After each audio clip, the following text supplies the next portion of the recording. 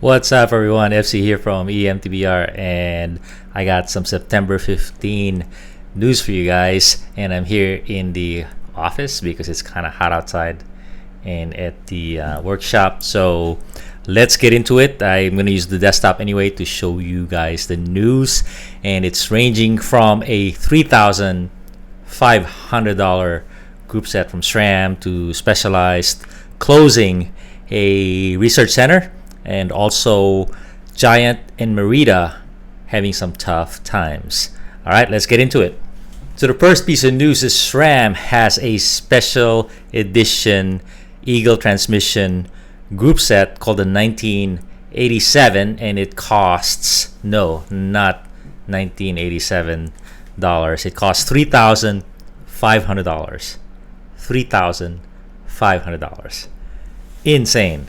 So basically, it's a gussied up version of their Eagle transmission SL with power meter, and they put some plating on it, and it's commemorating their start at 1987. I think is when they started to be in business, and this is a just a special version, just some special plating, save some weight here and there. You get 2 chain rings, and you get a tool to change the chain ring. You get 2 batteries.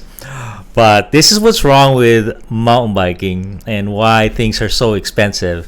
You know, there's a lot of reasons, but this is really a major reason, is that we are dependent on these third-party brand manufacturers like SRAM, and they charge an arm and a leg. Just imagine it's $3,500. You get that $2,000 new fork from Fox. If you want all the new stuff, the hot stuff, it's gonna cost you crazy. And then I researched it, so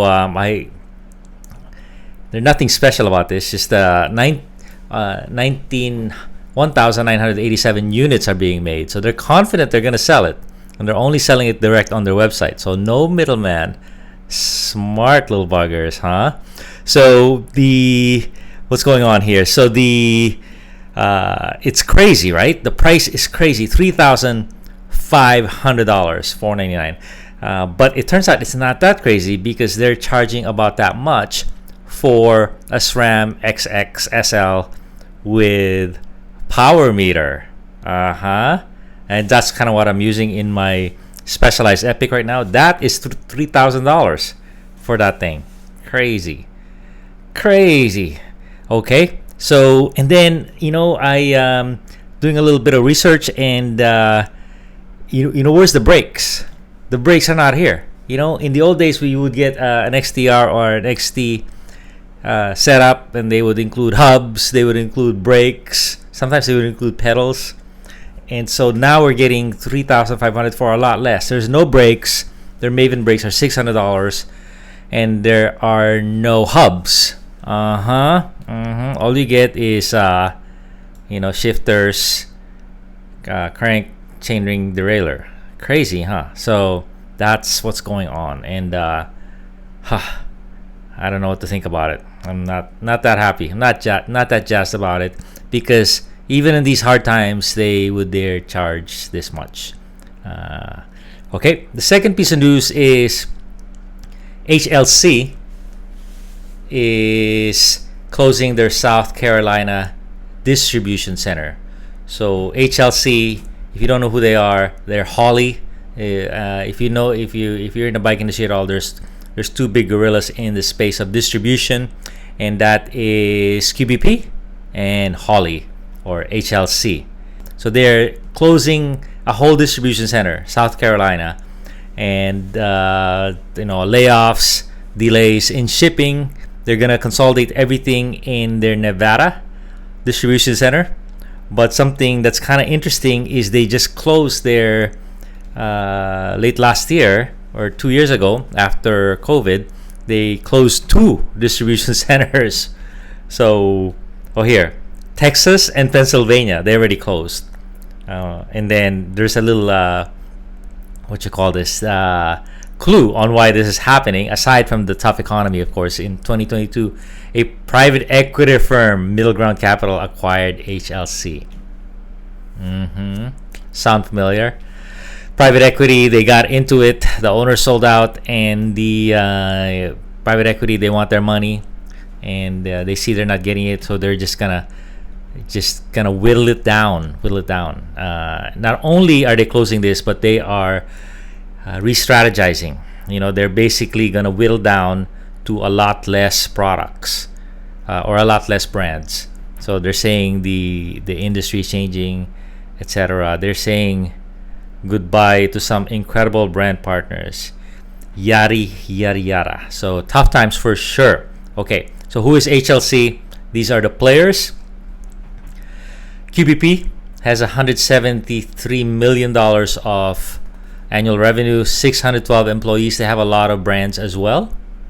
And then Hawley Lambert, 158 million, in close second place, has 559 employees, maybe less now.